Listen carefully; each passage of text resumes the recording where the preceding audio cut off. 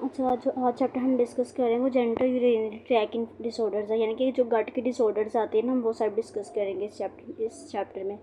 अच्छा बच्चों, गट के अंदर सिंपल से हमारे पास किडनी के डिसऑर्डर्स आएंगे, ब्लडर के डिसऑर्डर्स आएंगे, इसके अलावा यूरिथ्रा के डिसऑर्डर्स आएंगे, यूरेटस के डिसऑर्डर्स आएंगे। ठीक है, अब हमारे पास सबसे पहले डिसऑर्डर आते हैं यूरिनरी ट्रैक इन्फेक्शन।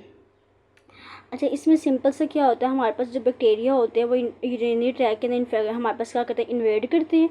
पहले वो एंटर होते हैं, उसके बाद वो ग्रो करते हैं वहाँ पे। अब यूरिनरी ट्रैक के अंदर हमारे पास किडनी, यूरेटस, ब्लैडर एंड यूरिथ्रा वगैरह के ऑर्गन्स आते हैं, और वहाँ जाके क्या करेंगे, इन्फेक्शन कोज करेंगे। सिंपल सा था ये। अगर मैं इसको क्लासीफाई करूँ ना, तो सबसे पहले हमारे पास आता है लोअर यूरिनरी ट्रैक इन्फेक्शन, फिर अपर यूरिनरी ट्रैक इन्फेक्शन, उसके बाद complicated and uncomplicated. Lower urinary track infection के अंदर हमारे पास जो इन्फेक्शन होगा वो ब्लडर से नीचे वाले जो ऑर्गन्स होंगे वहाँ पे होगा, ब्लडर और ब्लडर से जो नीचे वाले ऑर्गन्स हैं। ठीक है, इसमें हमारे पास एग्जाम्पल में आते हैं साइटस, प्रोस्टेटाइटिस एंड यूरिथ्राइटिस। अपर में हमारे पास क्या होगा, ब्लडर से किडनी और यूरेटस, यानी कि जो ब्लडर से ऊपर वाले ऑर्गन्स आएंगे सब वो आएंगे, उनमें इन्फ्लेमेशन या इन्फेक्शन होगा। अब इसमें हमारे पास आता है pyelonephritis, renal abscess, interstitial nephritis and perineal abscess. अब अनकॉम्प्लिकेटेड में सिंपल सा क्या होता है, हमारे पास अगर कम्युनिटी की वजह से इन्फेक्शन होगा हमारे पास यंग वुमेन के अंदर, तो हम उसे कहेंगे अनकॉम्प्लिकेटेड। लेकिन अगर हमारे पास हॉस्पिटल सेटिंग की वजह से आई, यानी कि कहते हम डिवाइस को इंसर्ट करें यूटीआई के अंदर, उसकी वजह से अगर हमारे पास इन्फेक्शन आएगा तो हमारे पास वो कौन सा होगा, कॉम्प्लिकेटेड लोअर इन्फेक्शन या अपर। अब रिस्क फैक्टर सिंपल से क्या हो सकते हैं, फीमेल जेंडर हो सकती है, डायबिटीज़ हो सकती है, प्रेगनेंसी हो सकती है, न्यूरोलॉजिकल डिसऑर्डर्स आ सकती हैं, इसमें हमारे पास गाउट आ सके। इसके अलावा ब्लैडर का इनकम्प्लीट एम्पटी, हम ब्लैडर को कम्प्लीट एम्पटी नहीं करते। इसके साथ साथ हम लोग क्या करें, अगर इम्यूनो सप्रेशन है पेशेंट, यानी कि उसका जो डिफेंस मैकेनिज्म है वो वीक है, ठीक है, इस केस में भी हमारे पास क्या हो सकता है, इन्फेक्शन हो सकता है। इसके अलावा हमारे पास अगर हमारे पास आ जाते हैं ब्लडर कम्प्लीटली की जो एबिलिटी होती है वो भी नहीं है पेशेंट के पास। इसके अलावा हमारे पास यूरिथ्रल म्यूकोसा में इन्फ्लेमेशन है, यूटीआई के अंदर कोई भी इंस्ट्रूमेंट आप इंसर्ट करे हो, इसकी वजह से भी हमारे पास क्या हो सकता है, वहाँ पे इन्फेक्शन हो सकता है। अब यूरिनरी फ्लो के अंदर ऑब्स्ट्रक्शन किस वे में आ सकती है, बेसिकली अगर तो कोई कंजेंटल अबनॉर्मेलिटीज़ हैं तब हो सकता है। इसके अलावा यूरिथ्रल स्ट्रिक्चर्स हैं वो हमारे पास नैरो हो जाए। इसके अलावा ब्लैडर की जो नेक है वो कॉन्ट्रैक्ट कर सके। इसके अलावा ब्लैडर के अंदर कोई ट्यूमर की फॉर्मेशन आ सकती है, कैलकुलाई मतलब स्टोन फॉर्मेशन हो सकती है, और यूरेटस की कंप्रेशन हो सकती है। इस केस में हमारे पास क्या हो सकता है, वहाँ पे ऑब्स्ट्रक्शन आ सकती है। लोअर यूरिनरी ट्रैक इन्फेक्शन में ना सिंपल सा क्या होता है, हमारे जो बैक्टीरियाज होते हैं ना वो हमारे पास क्या करते हैं, ग्रो करते हैं ब्लैडर के अंदर या उसके नीचे वाले ऑर्गन्स में। तो वहाँ पे क्या करेंगे, इन्फेक्शन कोज करेंगे। ये हमारे पास आता है यूटीआई। अब इसमें हमारे पास सबसे पहले क्या रीज़न हो सकती है, इम्पेयर्ड ग्लाइको अमाइनोग्लाइकेन। ये बेसिकली एक ऐसी प्रोटीन होती है जो कि क्या करवाती है, एक ऐसा प्रोटेक्टिव मैकेनिज्म को इंसर्ट करवाती है जिसकी वजह से क्या होता है, हमारे पास जो बैक्टीरिया होते हैं वो अटैच नहीं हो सकते। लेकिन अगर इस प्रोटीन के अंदर कोई इम्पेयरमेंट आ गई, कोई डिसेबिलिटी आ गई, तो इसकी वजह से क्या होगा, हमारे पास जो बैक्टीरिया होंगे वहाँ अटैच होने में इनको मदद मिल जाएगी, वहाँ इन्फेक्शन कोज करेंगे। सेकेंड हमारे पास होता है रिफ्लेक्स। अगर हमारे पास क्या हो जाए, हमारे पास ना यूरिन जो होता है वो एक फ्रीली मूव करता है, ठीक है, लेकिन अगर उसका बैक फ्लो हो जाए, इसको हम कहते हैं यूरिथ्रोवेस्कुलर रिफ्लेक्स। अब बैक फ्लो किस केस में हो सकते हैं, कफिंग की वजह से हो सकती है, स्नेजिंग की वजह से हो सकती है, स्ट्रेनिंग की वजह से हो सकता है, ब्लैडर की प्रेशर की वजह से हो सकता है। उसका बैक फ्लो हो जाए ना, तो इस केस में हमारे पास क्या होगा, जो यूरिन ब्लैडर से यूरिथ्रा की तरफ मूव कर रहा है, ठीक है, यूरिथ्रा से ब्लैडर की तरफ मूव करेगा यूरिन को, और इस तरह से हमारे पास इन्फेक्शन की रिस्क ज़्यादा करवा सकता है। अगर हमारे पास आता है यूरोपैथोजेनिक बैक्टीरिया। अब इस केस में सिंपल से क्या होता है, हमारे पास जो बैक्टीरिया होते हैं वो यूरिन के अंदर प्रेजेंट होते हैं और वो इन्फेक्शन कोज कर सकते हैं। पैथोफिजियोलॉजी में सिंपल सा क्या हो सकता है, जो बैक्टीरिया होते हैं यूरिथ्रा के अंदर की कॉलोनी डेवलप होती है, उसके अलावा ब्लैडर के अंदर अटैच हो जाते हैं, ब्लैडर की जो लेयर होती है। अब वहाँ पे क्या करेंगे, इन्फ्लेमेटरी रिस्पॉन्स को एक्टिवेट करेंगे। अब वो जो इन्फ्लेमेटरी रिस्पॉन्स होगा उसकी वजह से क्या होगा, एपिथेलियल डैमेज होगी, हमारे पास सिम्टम्स शो होना शुरू हो जाएंगे। आगे कॉमन जो रूट होता है वो ट्रांसयूरिथ्रल हो सकता है। इसके अलावा हेमेटोजेनिक यानी कि ब्लड के जरिए हो सकती है, या डायरेक्ट एक्सटेंशन हो सकती है, यानी कि फिस्टुला डेवलप हो जाए उसकी वजह से डायरेक्ट ही क्या करें, वहाँ इन्फेक्शन हो सकता है। फिर हमारे पास आ जाती हैं कॉम्प्लिकेशन यानी कि मैनिफेस्टेशन। अनकॉम्प्लिकेटेड की तो सिंपल से क्या हो सकता है, यूरिनेशन हो सकती है। इसके अलावा हमारे पास यूरिनरी फ्रिक्वेंसी डिस्टर्ब हो सकती है। इसके अर्जेंसी नोक्टोयूरिया इनकॉन्टिनेंस, सुप्राप्यूबिक पेन हो सकती है, बैक पेन हो सकती है। यहाँ हेमेटोयूरिया यानी कि यूरिन के अंदर ब्लड आ रहा है। आगे कॉम्प्लिकेटेड में क्या हो सकता है, asymptomatic bacteraemia, gram negative bacteria present हो सकते हैं, शोक हो सकता है पेशेंट को, साइन और सेप्टिक शोक हो सकते हैं डेवलप। असेसमेंट में सिंपल से हमें यूरिन कल्चर करवाना होता है। इसके अलावा माइक्रोस्कोपिक हीमेटोयूरिया करवाना होता है, पायूरिया करवाना होता है हमें टेस्ट, इसके अलावा STI के टेस्ट करवाने होते हैं, यानी कि सेक्शुअल ट्रांसमिटेड इन्फेक्शन के टेस्ट करवाने होते हैं। एक्सरे हमने करवाना होता है, CT स्कैन करवाते हैं, अल्ट्रासाउंड करवाते हैं। नेक्स्ट हमारे पास आ जाती है मेडिकल मैनेजमेंट। इसमें सिंपल सी आइडियल मैनेजमेंट में ये होता है कि हमने एंटीमाइक्रोबियल मैनेजमेंट देनी है, लेकिन हमने वो मेडिसिन देनी है जिसके क्या हो, एडवर्स इफेक्ट्स कम हो, इसके अलावा उसकी इफेक्टिविटी ज़्यादा हो। ठीक है, उसके साथ साथ हम लोगों ने स्पेसिफिक टारगेट के लिए हम लोग फिर स्पेसिफिक ही ड्रग यूज़ करेंगे, और हम रेगिमेंट की फॉर्म में यूज़ करेंगे, यानी कि 2 से 3 ड्रग्स को इकट्ठा यूज़ करेंगे ताकि एडवर्स इफेक्ट्स कम से कम प्रोड्यूस हो और इफेक्टिविटी ज़्यादा से ज़्यादा हो। लॉन्ग टर्म के लिए हम लोग सिंपल से क्या करते हैं, 3 डे ट्रीटमेंट थेरेपी यूज़ करते हैं।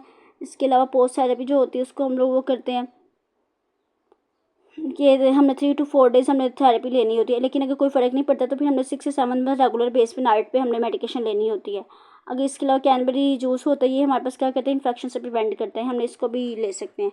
नर्सिंग मैनेजमेंट में सिंपल से अपने पेन से रिलीफ करवाना होता है, फूड इनटेक को ज़्यादा करवाना होता है पेशेंट के, ताकि जो इन्फेक्शन होता है उसको खुद ब खुद ही फ्लश आउट हो जाए बैक्टीरिया। इसके अलावा हमारे पास इरिटेंट्स को वर्ड करना होता है, फ्रिक्वेंसी जो वर्डिंग फ्रिक्वेंसी होती है, यानी कि हम लोगों ने वर्डिंग की जो हैबिट होती है ना उसको इम्प्रूव करना होता है, पेशेंट की कॉम्प्लिकेशन को आपने मॉनिटर करना होता है, एजुकेशन पेशेंट को एजुकेट करना होता है। इसके अलावा हमने पीरियोडिक मॉनिटरिंग करनी होती है, और हमें जो क्वेश्चंस होते हैं उससे प्रिवेंट करना होता है। असेसमेंट में सिंपल से आपने वाइटल साइन को मॉनिटर करना होता है, और किडनी वगैरह की जो लोग लेवल कॉन्शियसनेस होता है ना उसको मॉनिटर करना होता है। अगर नेक्स्ट हमारे पास कॉम्प्लिकेशन आती है, कॉम्प्लिकेशन में सिंपल से क्या हो सकता है, क्रोनिक प्रोस्टेटाइटिस हो सकती है, एम्फीसेमेटाइटिस, पायलोनेफ्राइटिस हो सकते हैं वहाँ पे। इसके अलावा इनकॉन्टिनेंस हो सकती है, यानी कि आपकी एबिलिटी नहीं होती इनको कंट्रोल करने की। प्रोस्टैटिक अब्सेस, यानी कि प्रोस्टेट ग्लैंड्स के अंदर अब्सेस फॉर्मेशन हो सकती है। पायलोनेफ्राइटिस यानी कि किडनी की इन्फेक्शन हो सकता है। नेक्स्ट हमारे पास प्रिवेंशन कैसे करनी होती है, आप किस तरह से मैनेज कर सकते हो कि बार बार UTI नहीं हो। सिंपल से आपने हाइजीन को मेंटेन करना होता है, इसके साथ हमने फूड इनटेक को ज़्यादा करना होता है, वर्डिंग हैबिट को इम्प्रूव करना होता है, इंटरवेंशन करनी होती है, यानी कि जो मेडिसिन आपको प्रिस्क्राइब की हुई है आपने उसको रेगुलर बेस पे लेना होता है। इसके अलावा antimicrobial therapy long term use के लिए हमने लेनी होती है। इसके अलावा हम लोग कैनबेरी जूस के ज़्यादा इस्तेमाल उसको यूज़ करना है आपने। इसके अलावा यूरिन टेस्ट करवाने होते हैं, और हमें रेगुलर फॉलोअप के लिए भी जाना होता है, कंसल्ट करना होता है अपने डॉक्टर से। अपर UTI ट्रैक इन्फेक्शन, इसमें सिंपल सा किडनी और यूरेटर्स के जो डिसऑर्डर्स आएंगे ना, इसमें हमारे पास वो आएंगे, यानी कि वहाँ किडनी या यूरेटर्स के अंदर जो इन्फेक्शन होगा हमारे पास वो कौन सा होगा, अपर UTI। अपर UTI में सबसे पहले डिसऑर्डर आते हैं अक्यूट पायलोनेफ्राइटिस। अक्यूट का मतलब जिधर भी आएगा इसका मतलब वो सडन ऑनसेट होता है उसका, यानी कि अचानक से ही। अब अक्यूट पायलोनेफ्राइटिस सिंड्रोम में सिंपल सा क्या होता है, बैक्टीरिया इन्फेक्शन होता है किडनी के अंदर, जो कि हमारे पास क्या होगा, उन बैक्टीरिया की वजह से होगा जो लोअर UTI से मूव करें कहाँ पे, किडनी की तरफ।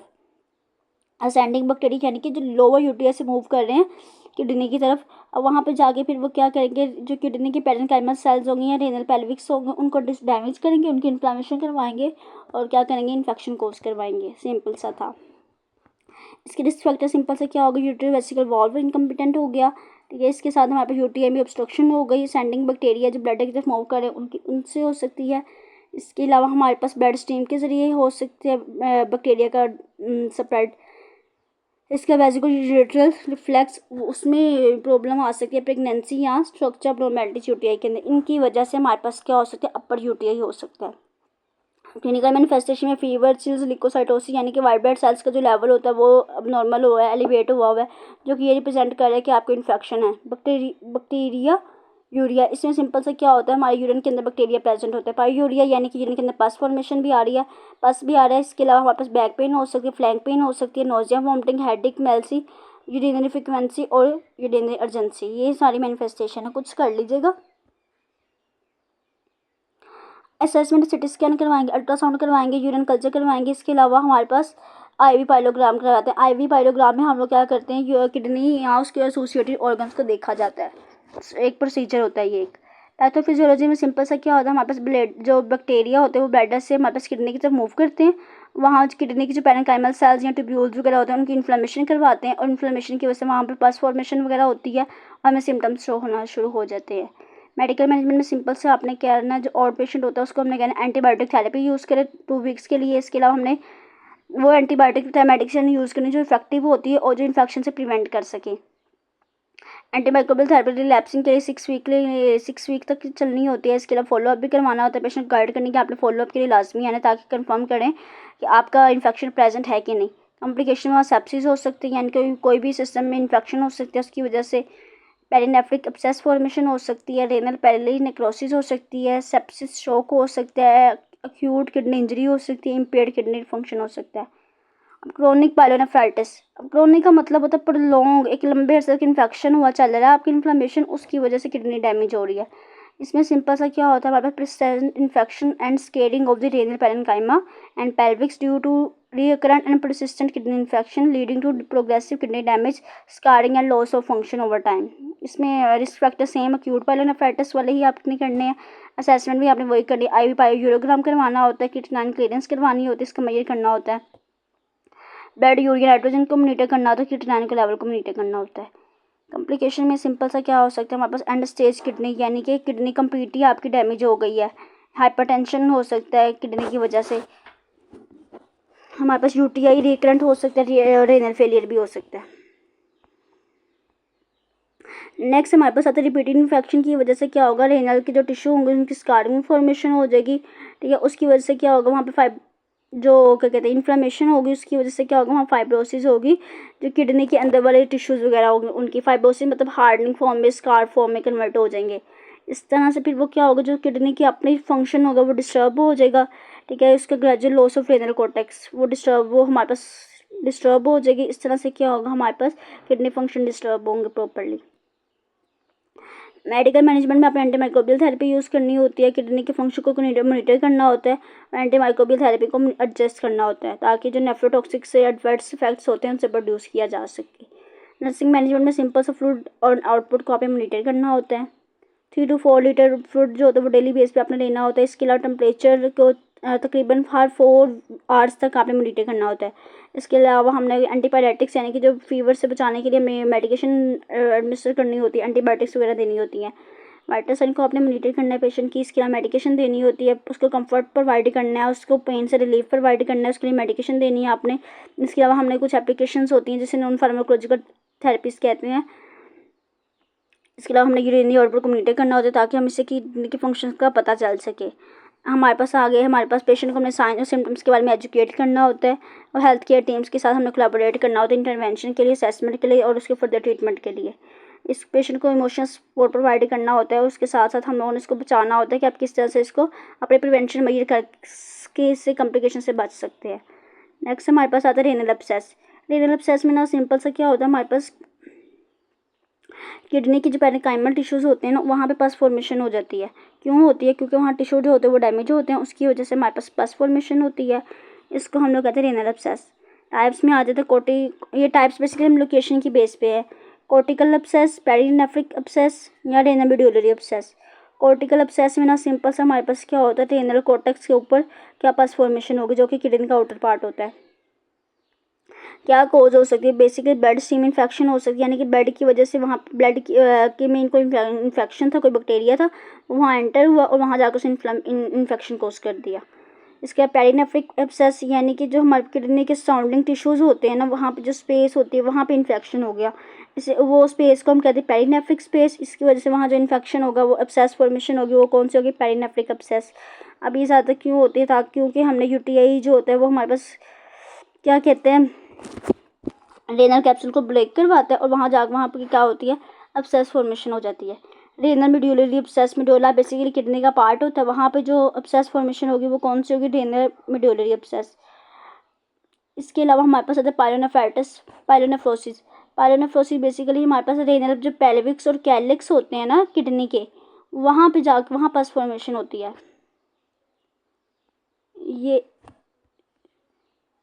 ये जो ऐसे पार्ट होते हैं यहाँ पे ये जो यहाँ पे हमारे पास क्या होती है, इन्फ्लामेशन होती है। जो हमारे पास कॉर्टिकल वो यहाँ पे इन्फ्लामेशन होगी कॉर्टिकल की, ठीक है। नेफ्रेटिक की यहाँ इन्फ्लामेशन होगी। इसके अलावा पायरोनेफ्रोसिस की यहाँ इन्फ्लामेशन होगी। लिखा क्यों नहीं जा रहा,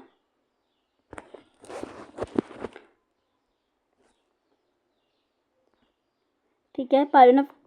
पाइल क्या कहते हैं,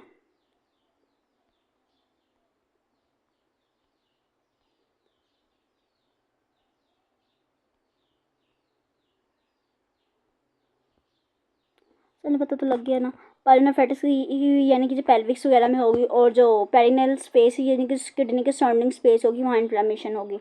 अब इसमें सिंपल से क्या होता है, बैक्टीरिया जो होता है वो ब्लड स्ट्रीम के जरिए एंटर होता है, ठीक है, और वहाँ जो ब्लड स्ट्रीम के जरिए एंटर होगा वहाँ पे क्या करेगा, रीनल टिश्यू के अंदर इन्फेक्शन कोज करवाएगा, और जो पस फॉर्मेशन की वजह से इम्यून रिस्पॉन्स वो एक्टिवेट होगा, उसकी वजह से क्या होगा, एब्सेस फॉर्मेशन वगैरह होगी और नेक्रोसिस वगैरह भी हो सकती है।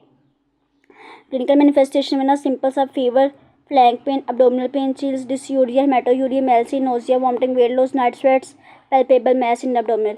असेसमेंट में आपने क्या करवाना है, तो ब्लड टेस्ट करवाना होता है, इसके लिए एक्सरे करवाना होता है, आरएफटी करवाने होते हैं, यूरिन फंक्शन टेस्ट करवाना होता है। इसके अलावा हम लोगों ने क्या करवाना होता है, कल्चर अल्ट्रासाउंड करवाना होता है। कॉम्प्लिकेशन सेम ही है कि sepsis, renal failure, perinephric abscess, pyelonephritis, urinary fistula, haemorrhage, chronic kidney disorders, hypertension, septic emboli, ये सब कहा जाएगा।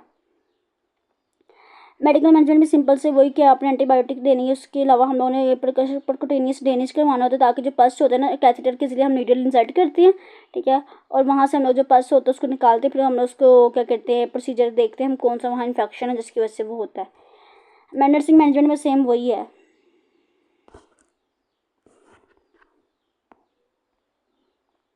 नेक्स्ट हमारे पास आता है रीनल ट्यूबरक्लोसिस। इसमें सिंपल सा क्या होता है, मतलब माइकोबैक्टीरियम ट्यूबरक्लोसिस की वजह से वहाँ पे इन्फेक्शन हो जाता है किडनी के अंदर। माइकोबैक्टीरियम ट्यूबरक्लोसिस एक ऐसे बैक्टीरिया की स्पीशी होती है जिसकी वजह से किडनी के अंदर इन्फेक्शन होगा, इसे हम कहते हैं रीनल टीबी। अब इसमें क्या कोज रिस्क फैक्टर आ सके हैं, बेसिकली माइकोबैक्टीरियम ट्यूबरक्लोसिस इन्फेक्शन आ सके, लेटेंट फॉर्म ऑफ टीबी, यानी कि वो एक्टिव नहीं थी, लेटेंट कहते वो एक्टिव नहीं थी, लेकिन बाद में रीएक्टिवेशन एक्टिव से लेटेंट से भी वो एक्टिव फॉर्म में कन्वर्ट होती है, ठीक है, उसकी वजह से हो सकती है। इसके लिए haematogenous spread from the pulmonary TB, इसके लिए डायरेक्ट एक्सटेंशन फ्रॉम मतलब दूसरे ऑर्गन से वहाँ टीबी इन्फेक्शन फैल गया, अमीनो सप्रेशन के केस में हो सकता है। इसके अलावा हम लोग अगर पुअर लिविंग कंडीशन है, पुअर हाइजीनिंग है, इसकी वजह से भी हो सकती है, मेल न्यूट्रिशन की वजह से भी हो सकता है। अब पैथोफिजियोलॉजी सिंपल से ये होती है, माइकोबैक्टीरिया ट्यूबरक्लोसिस ब्लड के जरिए वहाँ एंटर होता है, और जो रेनल टॉक्सिक हमारे पास कोर्टेक्स होते हैं ना, उनको डैमेज करता है, वह ग्रैन्यूल्स की फॉर्मेशन होती है वहाँ पे। और ये आपने उसमें आई थिंक उसमें रीड किया होगा नेक्रोसिस के टाइप्स के अंदर, ये पूरी वो है पैथोफिजियोलॉजी बताई हुई है कि सिंपल से क्या होता है, माइकोबैक्टीरियम ट्यूबरक्लोसिस की वजह एंटर होता है ब्लड स्ट्रीम के जरिए किडनी के अंदर, और वहाँ जाके वो ग्रैनुलोमा की फॉर्मेशन करवाता है, उस केजिंग नेक्रोसिस करवाता है, ठीक है, और जिसकी वजह से क्या होगा, हमारे पास वहाँ जो रीनल टिश्यू होंगे वो डैमेज हो जाएंगे, और हमारे पास पेल्विक्स और यूटीआई के अंदर इन्फेक्शन फैल जाएगा। माइकोबैक्टीरियम कल्चर करवाना होता है ताकि हम कंफर्म कर सकें ये कौन सा किसकी वजह से हमारे पास कौन सा बैक्टीरियम है। इसके लिए पीसीआर करवाना होता है पेशेंट का, जो कि ये रिप्रेजेंट कर रहा होता है डीएनए और आरएनए टीबी स्पेसिफिक रिप्रेजेंट कर रहा होता है, डिटेक्ट करता है और हमें पता कंफर्म होता है। साइटोलॉजी करवाते हैं जिसकी सिटी स्कैन एमआरआई वगैरह करवाएंगे, रीनल बायोप्सी करवाएंगे। इसके अलावा हमारे पास लिपोअल्बुमिन एसे करवाएंगे, जो कि एक टीबी एंटीजन होता है जो कि डिटेक्ट करता है यूरिन के अंदर। कॉम्प्लिकेशन में renal failure, hydronephrosis, urethral stricture, माइडोसियोसिस, calcification, chronic kidney disorder, systematic spreads, hypertension, fistula, renal abscess. अच्छा, मेडिकल मैनेजमेंट में सिंपल से हम लोग ना क्या करते हैं, दो टाइप्स की ड्रग्स होती हैं, first line of drugs and second line of drugs. First जो होती हैं वो हमें मतलब पहले देनी है, जो कि देनी होती है, लेकिन अगर किसी पेशेंट में फर्स्ट लाइन ऑफ चॉइस जो ड्रग्स एक्टिवेट नहीं करी, काम नहीं करी, फिर हम सेकंड की तरफ मूव करते हैं। फर्स्ट में रेफेम्पिन, आइसोनाइजर, पायरोसिनामाइड्स, थम्ब्यूटोल्स आती हैं, ये ड्यूरेशन की बेस पे चलती हैं, या इनिशियल फेज में तो कोई भी हम जब स्टार्टिंग के 2 मंथ होते हैं ना, इसमें हम कोई सी भी चार्ट ले सकते हैं, लेकिन बाद में हमने फिर इसको क्या कहते हैं राइफामिन और आइसोनाइजर से वो करवा देते हैं, रिप्लेस करवाते हैं। इसके अलावा ग्लोमेरुलोनेफ्राइटिस आ सकती है, एक्यूट नेफ्राइटिक सिंड्रोम। अच्छा, ये बेसिकली ना सिंपल सा ये होता है, इसमें क्या होता है हमारे पास जो किडनी का जो पार्ट है ग्लोमेरुलस, उसमें इन्फ्लेमेशन हो जाती है, इसके नेम से रिप्रेजेंट हो रहा है glomerulonephritis acute nephritic syndrome. Basically kidney का वो डिसऑर्डर होता है जिसमें ग्लोमेरुलस के अंदर इन्फ्लेमेशन हो जाती है, ग्लोमेरुलस कैपिलरीज के अंदर, ठीक है, एक्यूट और क्रोनिक फॉर्म में। इसकी क्या कॉजेज हो सकती है, बीटा हेमोलाइटिक स्ट्रेप्टोकोकल इन्फेक्शन होता है जो कि थॉट से प्रोसीड कर जाता है ग्लोमेरुलोनेफ्राइटिस के अंदर 2 से 3 वीक के जरिए। इसके अलावा स्किन के इन्फेक्शन हो सकते हैं, इसके अलावा वायरल इन्फेक्शन की वजह से हमारे पास इन्फेक्शन हो सकता है यहाँ पे। क्लिनिकल मैनिफेस्टेशन में सिंपल से haematuria, proteinuria, cola colour urine, यानी कि यूरिन के अंदर क्या होता है आरबीसी के लेवल बहुत ज़्यादा होगा जिसकी वजह से वहाँ पे ब्लैक कलर होगा, आरबीसी प्रेजेंट होगा यूरिन के अंदर, एडिमा हो सकता है, हाइपोअल्बुमिनीमिया हो सकती है, यानी कि यूरिन की एल्बुमिन जो होती है वो लॉस हो रहा है बहुत ज़्यादा, और उसकी वजह से हमारी बॉडी के अंदर क्या होगा, ब्लड के अंदर एल्बुमिन का लेवल कम होगा। हाइपरलिपिडीमिया हो सकता है, फैटी कास्ट हो सकती है, मतलब फैटी सब्सटेंसेस प्रेजेंट हो सकते हैं, बर्न का लेवल एलिवेट हो सकता है, इसके हाइपरटेंशन, एनीमिया, हेडेक, मेल्सी, ये सारा कुछ। पैथोफिजियोलॉजी में सिंपल सा क्या होगा, हमारे पास एंटीबॉडी प्रोडक्ट्स कम्प्लेक्स बनेगा, उसकी वजह से क्या होगा हमारे पास। अच्छा, अगर आपको ना हाइपर सेंसिटिविटी अगर आपने की हुई, हाइपर सेंसिटिविटी की टाइप थी जो एग्जांपल है, उसमें सेम पैथोफिजियोलॉजी यही है। अब वो उसमें क्या होता है, बेसिकली एंटीजन हमारी बॉडी में एंटर होता है, फिर एंटीजन एंटीबॉडीज़ का कम्प्लेक्स फॉर्मेशन होता है। अब वो जो कम्प्लेक्स फॉर्मेशन होता है ना, उसकी वजह से हमारे पास कम्प्लीमेंट सिस्टम एक्टिवेट होता है और उस कम्प्लेक्स को डैमेज करता है। अब वो जब उस कम्प्लेक्स को डैमेज करता है तो जो एपिथेलियल लाइन सेल्स होते हैं ना, वो डैमेज हो जाती हैं। उसकी वजह से हमारे पास क्या होता है, इन्फेक्शन हो जाता है। अब यहाँ पे भी सेम वही लिखा हुआ है कि एंटीजन एंटीबॉडीज प्रोडक्ट्स बनते हैं और एंटीजन एंटीबॉडीज कम्प्लेक्स जो होता है उसकी डिपोजिशन हो जाती है, वहाँ पे ही अकोमोलेट हो जाते हैं, जिसकी वजह से क्या होता है हमारे पास एपिथेलियल सेल्स के अंदर जिसकी लाइनिंग होती है, वो लाइनिंग जो होती है उसकी थिकनेस ज़्यादा हो जाती है, वहाँ ल्यूकोसाइड्स होते हैं वो मूव करते हैं, इन्फिल्ट्रेट होते हैं और हमारे पास वहाँ जाके इन्फेक्शन कोज करते हैं। आप सिंपल से ये भी पैथोफिजियोलॉजी कर सकते हैं कि क्या होता है हमारे पास इन्फेक्शन की वजह से हमारे पास इम्यून सिस्टम एक्टिवेट होता है, उसकी वजह से इन्फ्लेमेटरी मीडिएटर्स रिलीज होते हैं और वहाँ जाके इन्फेक्शन कोज करते हैं। मैंने डिफरेंस बता दी है कि आप कोई सी भी कर सकते हो।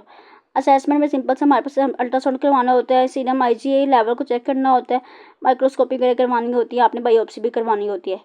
कॉम्प्लिकेशन में हाइपरटेंशन, एंसेफेलोपैथी, ठीक है। इसके अलावा हमारे पास आता है हार्ट फेलियर हो सकती है, पल्मोनरी एडिमा हो सकती है, रैपिडली प्रोग्रेसिव ग्लोमेरुलोनेफ्राइटिस या एंड स्टेज किडनी डिसऑर्डर्स भी हो सकती हैं।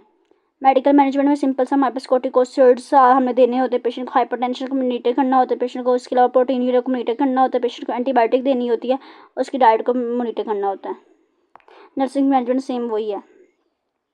क्रोनिक ग्लोमेरुलर नेफ्राइटिस में सिंपल से क्रोनिक ग्लोमेरुलर नेफ्राइटिस में सिंपल से long term progressive kidney disorder होती है, जो कि एक लंबे अरसे के इन्फेक्शन की वजह से होती है और किडनी जो होती है फंक्शन काम करना छोड़ देती है इसमें, ठीक है। अब इसमें क्या कॉजेज आ सकते हैं, हाइपरटेंसिव नेफ्रोसिस आ सकती है, tubulointerstitial hyperlipidaemia, chronic injury, haemodynamic mediators, systematic lupus erythematosus, Goodpasture syndrome, diabetic glomerulosclerosis and amyloidosis. कोई सी भी 3-4 कर लीजिएगा या प्रीवियस भी कर लें तो चल जाएगा। इसकी पैथोफिजियोलॉजी में सिंपल से वही है कि क्या होगा, क्रोनिक इन्फ्लेमेशन की वजह से होगा, जो किडनी के सेल्स होंगे वो डैमेज हो जाएंगे, ठीक है। किडनी की जो कोर्टेक्स वगैरह होते हैं वो डैमेज होगा, उसका जो सरफेस होता है वो रफ हो जाएगा, वहाँ पे क्या होगा हमारे पास जो काम करना होता है वो नहीं होगा प्रॉपर तरीके से, उस तरह से किडनी डैमेज हो जाएगी। फिर क्लिनिकल मैनिफेस्टेशन भी सेम वही लास्ट वाली ही लिखी हुई है, आप देख लीजिएगा। असेसमेंट भी सिंपल से हम लोगों ने क्या करवाना है, तो स्पेसिफिक ग्रेविटी चेक करनी होती है, इसके लैब टेस्ट करवाते हैं, इमेजिंग टेस्ट करवाते हैं। कॉम्प्लिकेशन भी लास्ट वाली ही है। मेडिकल मैनेजमेंट भी सिंपल से हाइपरटेंशन को मैनेज करना होता है, इसके अलावा वेट वगैरह को मॉनिटर करना होता है, न्यूट्रिशन सपोर्ट प्रोवाइड करना होता है, पेशेंट को इन्फेक्शन के लिए एंटीबायोटिक थेरेपी देनी होती है। इसके नर्सिंग मैनेजमेंट सेम वही है। अब यहाँ तक हम लोगों ने डिस्कस किया किडनी की सब डिसऑर्डर्स। नेक्स्ट में हम करेंगे यूरेटर्स की disorders. Thank you so much.